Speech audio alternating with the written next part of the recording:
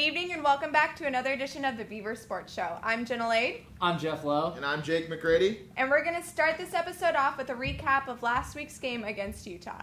On Thursday night, Oregon State fell short to Utah in a double overtime of 29-23.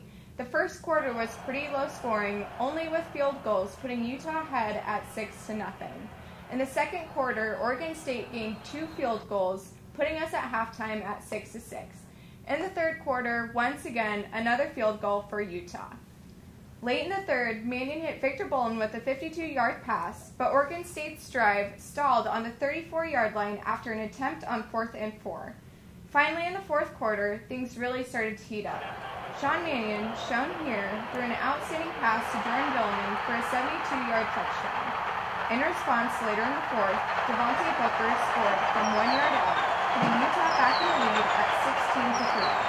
The pressure was on for Oregon State as the clock wound down, and Trevor Romaine came back with a 49-yard field goal to tie the game and keep it in overtime. In overtime, both teams scored a touchdown, but it was a missed field goal for Oregon State that hindered them, and it was Utah who came on top with Devontae Booker's 19-yard touchdown.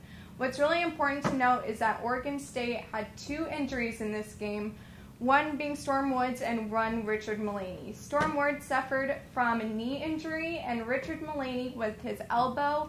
Mike Riley was reported saying after the game that Mullaney might be out for the rest of the season, so stay tuned on the 2 players' injuries.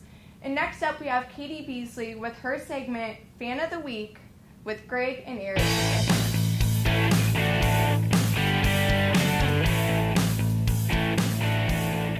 Guys, I'm here for the first Fan of the Week with Greg with 2 G's and Eric Geiger. Guys, tell me a little about yourself. Well, we're lifelong Beavers. Since we were 6 years old, the entire family went to Oregon State. We're 51. We were here. We were the same age as AC Green, so we were here during the formidable, what we call the dark years of Joe Abisano. But you know, still had a great time. So tell me, what does it exactly mean to be a Beaver believer to you? It means earning every right to celebrate victories because of all the struggles we've gone through, 28 straight losing seasons. It's not easy being a Beav, and especially when you see what's going down in Eugene and all the bandwagon people. It's hard, but we have earned everything we've ever gotten. And it's about not forgetting, you know, the 28 years. It's not forgetting the struggles, and it's remembering that one time it was really, really bad. So you need to appreciate what you have instead of griping and moaning and whining every time there's a little hiccup. Would you say you have any pregame rituals you have to do every game, home and away? Well, we've got our game day shoes that we wear that my sister got us, and they say "Go Beavs." They're orange and black. Oh, okay. We've got those on, so. Those are a must. We only wear them on game days. Yeah. Except cracking that first beer. Oh yeah, first beer must be cracked no later than 4 hours before game in the Reeser parking lot. Has to be done. It's a good tradition to me. Tell me about your favorite college memory or like college game. Oh yeah, the Stanford game. The first time in years we had won a Pac-10 football game.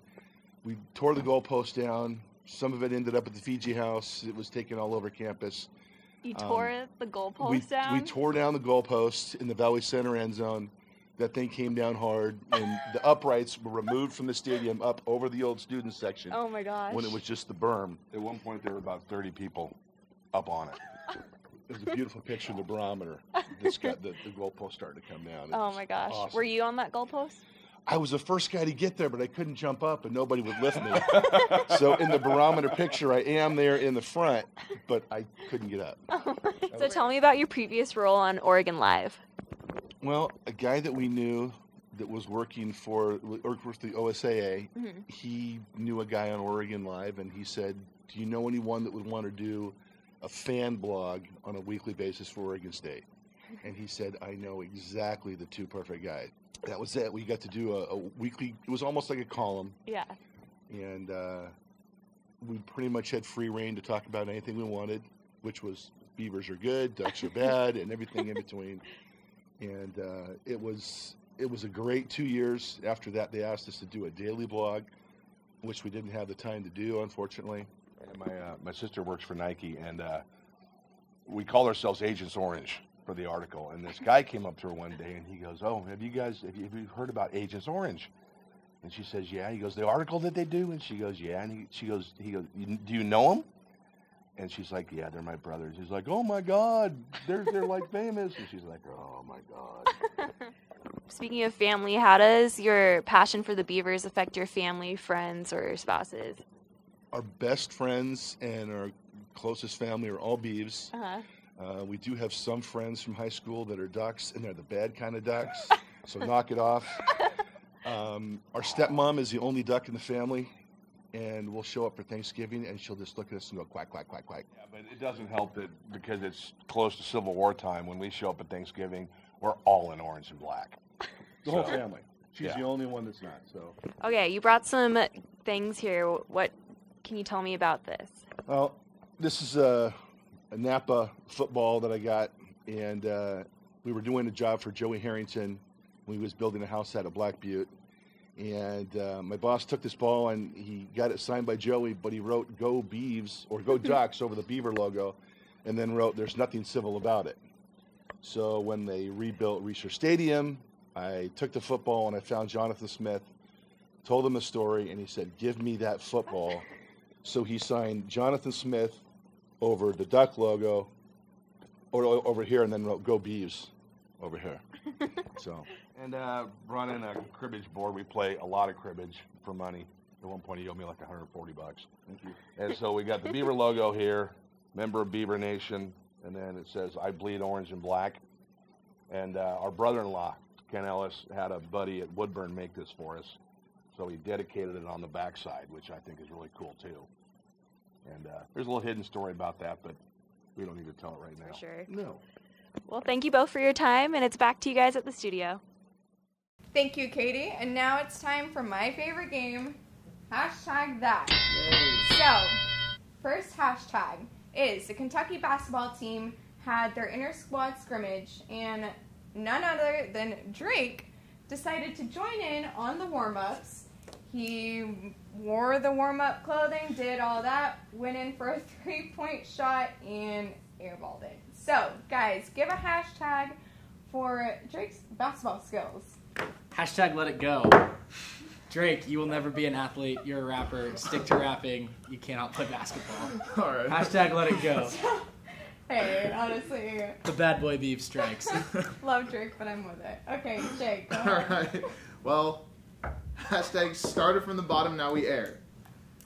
Both songs, technically. You know, Yeah? very much. Yeah? Oh, man. Oh, man. Shout out Drake, though. Shout out to Drake. I gotta go with the lyrics. Starting from the bottom now. Airball Poppy. Shout out to It's okay, Airball Jeff. Poppy. You can let this one go, though. Okay. Almost like someone else came up with that hashtag. It's really Oh, I don't weird. know. I don't know. Just Funny name how it this right came there. out, you know, all that. All right, Funny how stuff hashtag number works. 2. So, Sunday night, Peyton Manning broke the all-time record for touchdown passes in a career. Some local station got things a little mixed up, decided that actually it was Beaver Gary Payton that was the one that broke the record. So, you know, football, basketball, same. Obviously screwed up a little bit.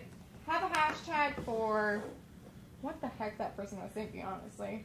Hashtag Peyton Probs. He was obviously confused with Very Beaver confused. and NBA Hall of Famer Gary Payton. Peyton Probs with the A and not the E. Okay, Okay. I accept that, but I'm a word inventor. No. Or a trendsetter. You're like a modern So, day Shakespeare. Hashtag Broncheves.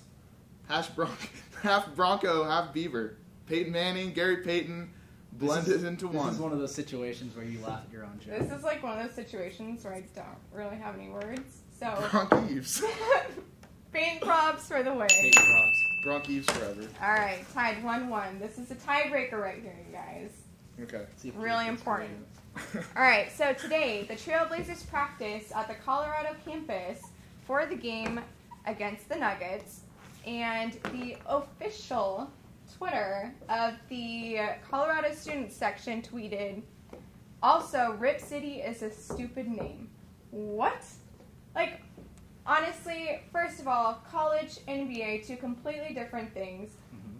I would think it was awesome if the Nuggets were here on the Oregon State campus. Personally, don't know what the problem is. They continued to fire at Portland. Honestly, give a hashtag for this little nonsense. Hashtag Buff Life with the Y, like Tupac. Okay. Buff Life because clearly this is what Colorado's all about. They're all about stirring the pot.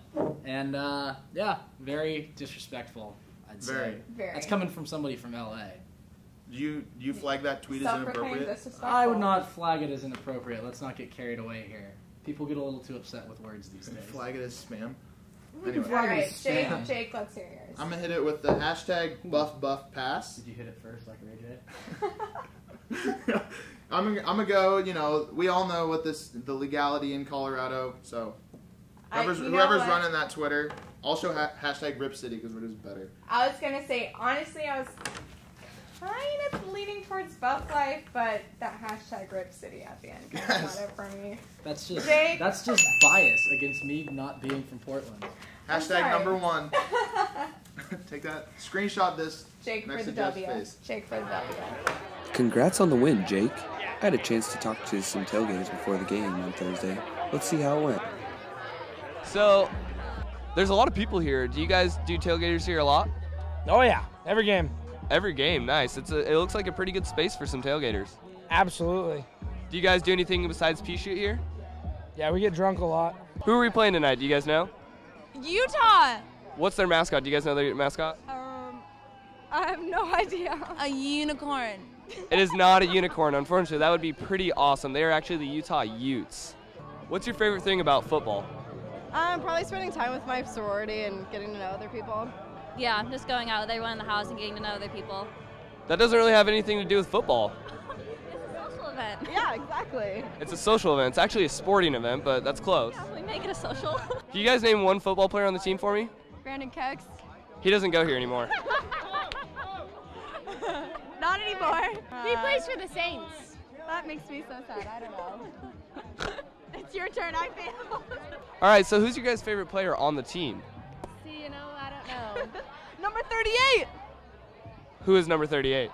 The hot one. The hot one. That's a good answer, right? What about you? Quiet.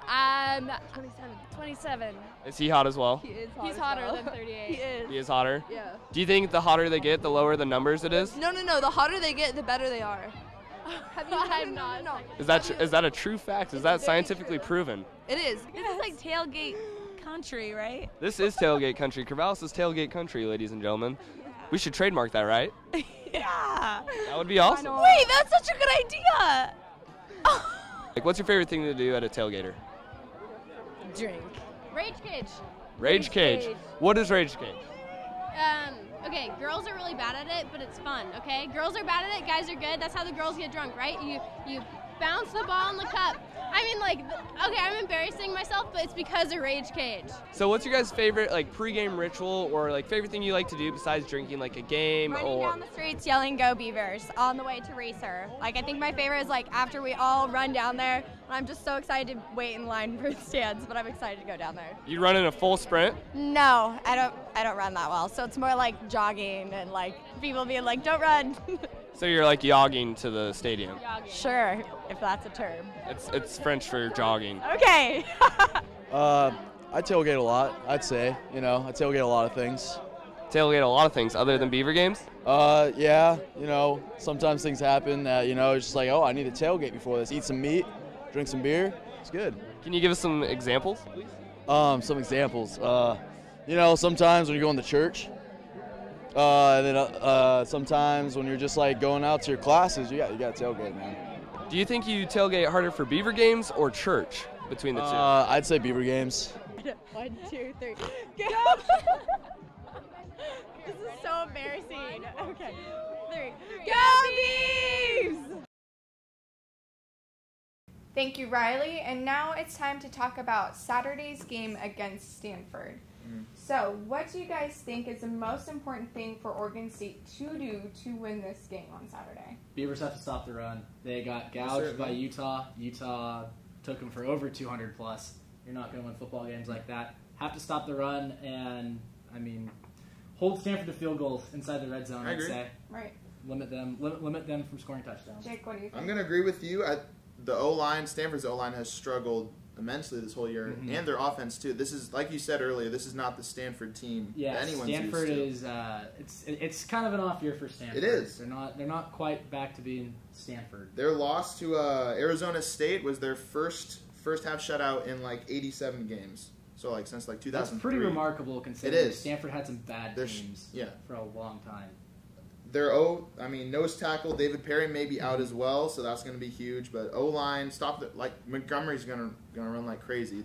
It'll be interesting to see Steven Nelson versus Ty Montgomery. I think Steven Nelson's a solid corner. He can go up against Ty Montgomery. Montgomery's a good player. They're going to have to limit the big plays and kind of Montgomery going into the Wildcat and how Shaw will get creative with Montgomery will be interesting. So that'll be another thing. And those are definitely some valid points. And here is Josh Warren with another breakdown from last week's game. Welcome to the second edition of To the Video Board with Josh Warden, diagnosing a specific play from the last Oregon State football game.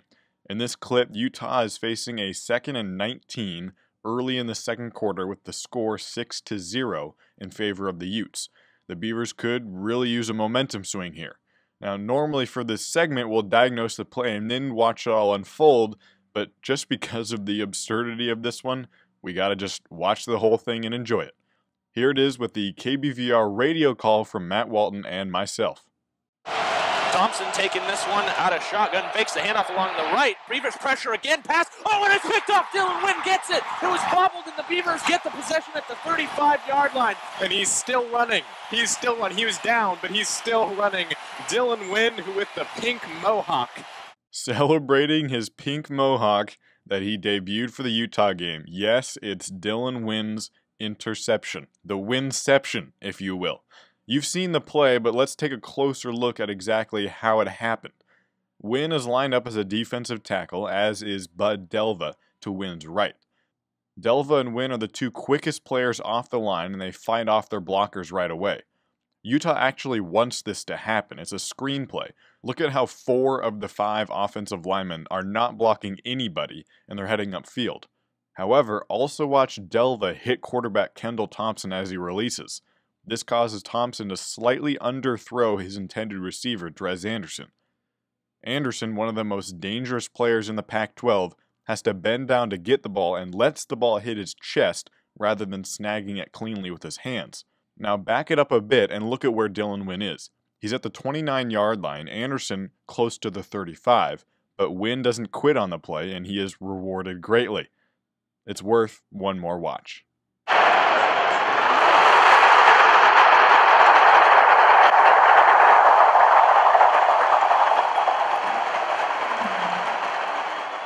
There you have it, the Dylan Wynn interception as the feature of this week's edition of To the Video Board with Josh Warden. This upcoming Saturday, the Beavers travel to Palo Alto to take on Stanford at the Farm, and Dylan Wynn expects to get at least 1 or 2 more interceptions. Thank you, Josh. And now, what are your guys' predictions for Saturday's game? I'm going to go, as we've seen the last 2 years, Oregon State Stanford has notoriously been close. I mean, I'd be surprised if this game is decided before the last 10 minutes of the fourth quarter. I'd agree with that. Yeah. Sean Mannion is going to get the pressure on me. I think he's probably going to be sacked like 5 or 6, 7 times. Give or take. Give or take. And with the beat up, no Storm, no Richard. It's going to be heavily. I think we'll be okay. Chris Brown had the nice show out against Utah. Chris Brown's a nice running back, but I think Tehran is just a better running back in general. He's better out of the backfield, and I think he runs harder than Storm, I'd say. I'm going to go 24-21 Beavs. Solid. Final prediction. Geoff, what's your prediction? Okay. I think Mannion will be under pressure all day. He will. And as we've seen this season, Mannion does not handle pressure very well. He's not the most fleet of foot, one might say. With that, the games have been close in the past years. I take Stanford 17-13. I think Kevin Hogan will have a game-winning touchdown drive to beat the Beavers. All right, well then I guess we will find out Saturday. You can catch the game on ESPN2 at 12:30. And I think that's just about it for tonight. So make sure to follow us at Beef Sports Show. If you want to be Fan of the Week, go ahead and send us a tweet. And that's it. I'm Jenna Lade. I'm Jeff Lowe. And I'm Jake McGrady. Have a good night.